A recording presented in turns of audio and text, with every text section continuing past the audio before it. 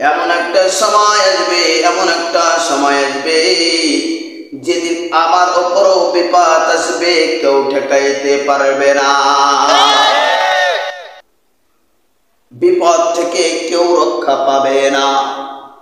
হে মুসলমান, এখনই আমাকে সোচ্চার হতে হবে, এখনই আমাকে গুরুত্বপূর্ণ ভূমিকা রাখতে হবে।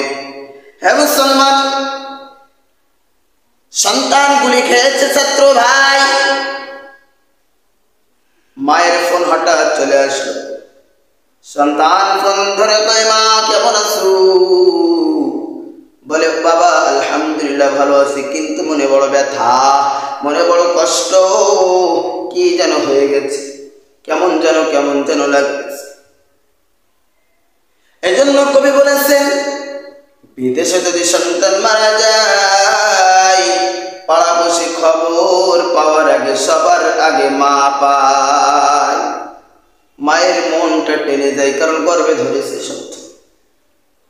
সন্তানগুলি খেয়ে বলে, মা আমিও আলহামদুলিল্লাহ ভালো আছি, কিন্তু বাবা তুমি কথা বলতে তোমার কষ্ট হচ্ছে কেন? বলে, আমার শ্বাসকষ্ট বেড়েছে।